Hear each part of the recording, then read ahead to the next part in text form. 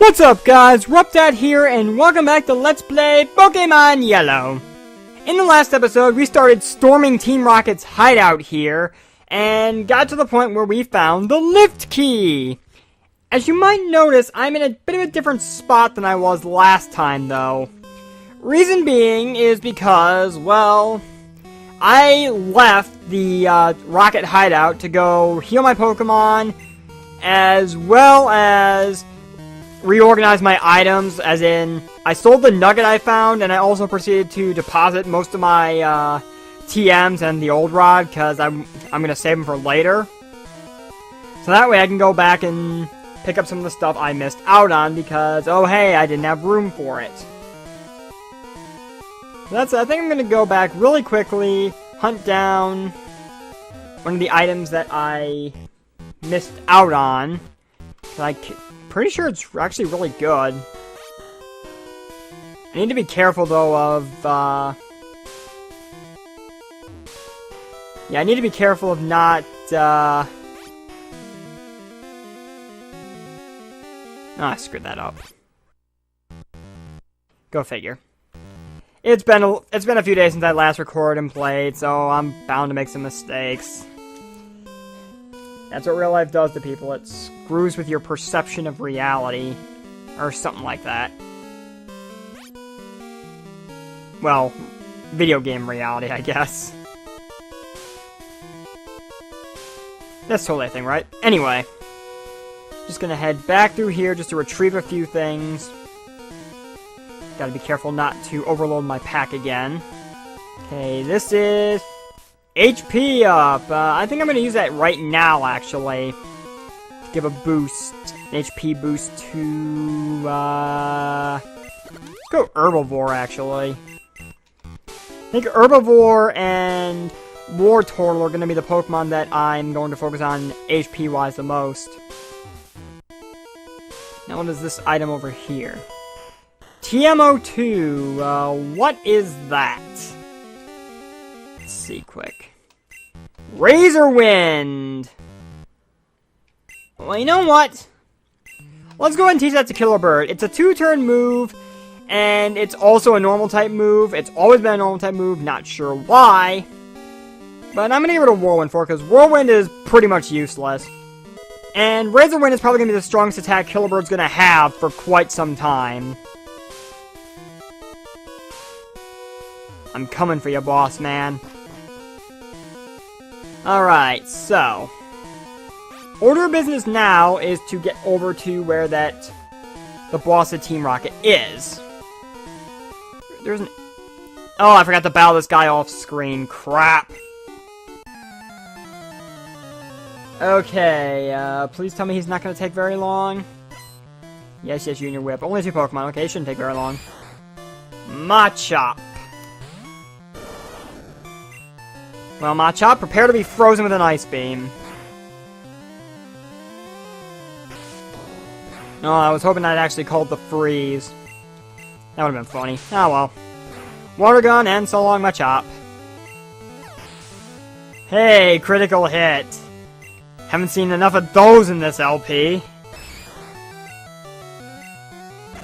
I think instead of doing a crit counter at this point, what I might do is I might actually go back through all the battles I have, look back through all the footage, and at the end of this project, I might see if I can get some kind of overall total for how many critical hits popped up in every single battle I ran into, including battles that I cut out for your guys' sake. I still have all the raw footage. Is there anything of interest down here I might want to grab? Yes, there is. TM10, and that would be Double Edge!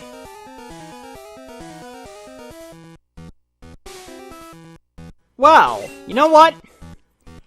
I'm going to teach that to Killer Bird as well, because Double Edge is probably going to be one of, if not the strongest attack in its arsenal. Again, it's a normal type move, but I'm going to replace Gust for it.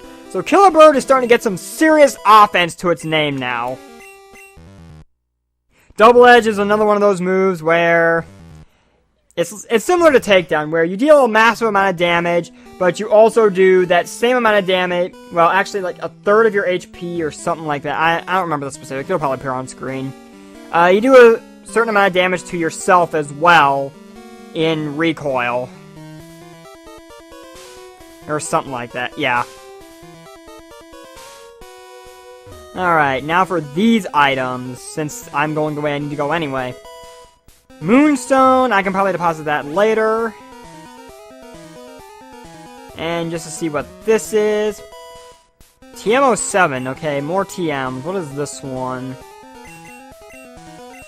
Horn Drill! I don't think I'm going to teach that, but I will keep it around anyway. Because I think Nidoking might be able to learn it. Horn Drill essentially is a one-hit KO move. It has horrible, horrible accuracy. But if it hits, it's pretty much going to, well, I mean, it's the sole purpose of the move. It will literally one-hit KO pretty much anything it hits. Assuming, of course, that it hits. Naturally, I bet you can see why those moves are banned competitively, but people argue against that stuff all the time. It's just the general perception of what's fair and what's not fair. Let me run up here really quick, because I'm pretty sure there's items here I missed out on, too. Or perhaps I'm wrong. I guess I got everything from here. Whatever. So now it's time to go into the elevator. Time to activate the lift. I'm gonna go to basement floor 4, because that is where Team Rocket's boss is hiding out.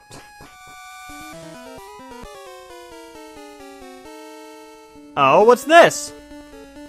Well, how about that? Jesse and James are back. And they say it's payback time. As with the last time in Mount Moon, Jesse and James at Team Rocket are yellow exclusive because, you know, the anime. If this were red and blue, you would instead have to fight 2 Team Rocket grunts that are going the way to Team Rocket's boss's office. One rocket will have a Sandshrew, an Ekans, and a Sandslash, and the other will have an Ekans, a Sandshrew, and an Arbok. Arbok being Ekans' evolved form, Sandslash obviously being Sandshrew's evolved form. As for Jesse and James, their little boss bio, since they are unique for yellow. They are leading with James Coughing, level 25. It only knows Tackle and Smog, so I believe move-wise it is unchanged from last time. It's been a while though, so I'm probably wrong on that. Actually, no, I'm pretty sure I'm right on that. For the love of God, please don't... Poison! Luckily, I'm pretty sure I still have antidotes sitting in my bag that went unused in the Erica battle, because none of her Pokemon knew Poison Powder. Or any kind of move that poison for that matter. She knew other status-inducing moves to tick me off. So glad to be done with Erica's gym. Alright, next I'm gonna send out Meowth, that's right! And you know what? I think I'm gonna actually give this one to Herbivore, because Herbivore is starting to fall behind a bit in levels. Meowth is level 25, and it comes armed with, this time with Growl, Bite, Payday, and Screech. So I believe it just subbed out Scratch for Payday, and otherwise it is unchanged. And Growl does nothing. Interesting. And Vine Whip's not doing a whole lot either, holy shit. Okay, you know what? Screech, that's gonna lower to my defense quite a bit. That could be a problem. Gonna Poison Meowth just to be on the safe side. And Payday, so it looks like I'm gonna get some... Oh, God! That's actually a pretty decent hit, considering Herbivore is pretty defensive. More Payday, so it looks like Team Rocket's actually going to be giving me quite a bit of money after this is all said and done. And it's time to say goodnight to Meowth, folks. Good riddance. With a crit. Again! So many crits in this playthrough, no idea why. Anyway, Team Rocket's last Pokemon is going to be Jesse's Ekans, level 25, with Bite, Leer, Poison Sting, and Glare. So a couple of nasty extra tricks this time around. Flare will paralyze. And everything else, I think I've explained at some point in the past already. So, let's go ahead and do a Leech Seed Tackle combo, since Poison's gonna resist Grass, so Violent's not gonna do shit. Why the hell do you keep lowering my defense? This confuses me. Tackle's actually doing pretty fair amount. Ugh. This Ekans, I swear. Whoa! Thank God Herbivore is defensive, or else that would have taken it out. Despite with all the defense lowering. So Herbivore is now level 27. That's nice. Such a dreadful twerp. And I get 100 extra Pokédollars. Looks like Team Rocket's blasting off again! Yeah, get out of here. Okay, yep, I got Antidote still. No Paralyze heals, which kind of saddens me. I really need to remember to go pick those up. And while we are at it, do my items. Let's go ahead and use a couple Super Potions. Get Wartortle back up and running. And Herbivore, even though it is paralyzed, because Herbivore may be of some use to me in the next battle. Depending on how things play out. What is down here? Just a Pokeball. Containing an iron. That boosts defense. That's one of those vitamins I was telling you about back at the drugstore in the Celadon department store. Defensively, that's definitely going to be Wartortle for sure. That actually reminds me. I think the next episode after this one is probably going to end up being the deadline for Wartortle's nickname. So that's probably where I'm going to cap off the nickname contest at and finally reveal whatever it's nicknamed. I only got one nickname suggestion so far, just like with Charmander. But I don't know. If anyone happens to come up with something last minute, feel free to pitch it and we'll see what happens. I may actually have to make a decision. I'd actually appreciate that. Anyway, it's time to talk to the boss. So he's impressed I got here. This is Team Rocket's boss. Giovanni. No idea why he's got a heart on his jacket in this game. I would assume that would be an R, but, well, it's supposed to be, but it looks like a heart. Anyway, Giovanni's team is the exact same in both red and blue and yellow, with one exception. He's going to lead off with an Onix, level 25, Rock Ground type. I'm sure you remember Brock's Onix. Rock Throw, Bind, Rage, and Screech. This thing shouldn't take too long at all. Wartortle, if you please. Thank you, and good night. You have to do better than that, Giovanni.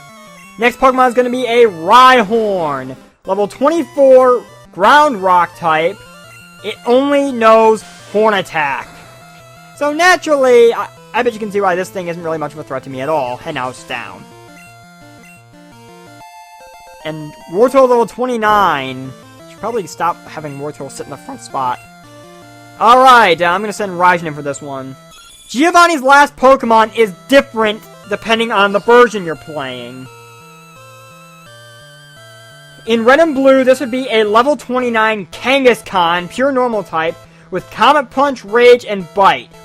Rage getting stabbed from Kangaskhan would be a big deal and something to worry about. In yellow, however, to match the anime, he has his beloved Persian, also level 29, pure normal type, Meowth evolved form, and it comes armed with Payday, Scratch, Bite, and Growl. So it's kind of similar to Meowth. In terms of who got the better deal, oh god. Being perfectly honest, I think Persian is actually less of a threat than Kangaskhan is, in all honesty. That's just me, though. Though that Bite from Persian definitely might change my tune a bit. Okay, Thunderbolt's gonna be a 3-hit KO. Fully paralyzed twice. Hex helps me out. And good night, Persian. Wouldn't be able to pull off that strategy and fire and leave green when Persian gets the Limber ability. And Giovanni is in complete and utter shock. Yeah, I raised my Pokemon with the utmost care. So I would never understand what Giovanni hopes to achieve. Interesting. So he's gonna step aside for now and says we will meet again. And he leaves behind the Silph Scope. So with the Silph Scope in hand, we can now head back to Lavender Town's Pokemon Tower and actually see all these ghosts now and identify them. Very nice. So that's what we are going to do. That's going to be our next objective after I get out of the Rocket Hideout. But first, let's take care of this guy, just because apparently he hasn't realized his boss has been beaten. And to give myself a bit of a shortcut. Well, to get out of here anyway. So, Grimer, Ice Beam, dead. Or not. Let's wrap it up with a water gun, maybe? Yep, bye, Grimer. Alright, Coughing. You know what? I actually want to try out Killer Bird now. I'm going to put Killer Bird's new moves to the test. Alright, Coughing. Let's try Double Edge first.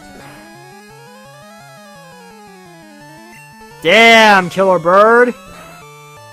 Living up to your name now.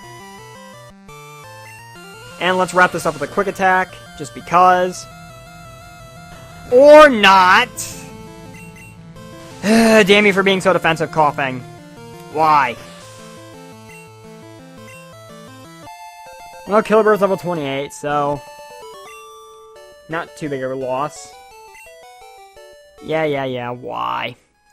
So that door's now open, I can slip through here, and now it's time to take a hike from here. So long, Rocket HQ, and good riddance.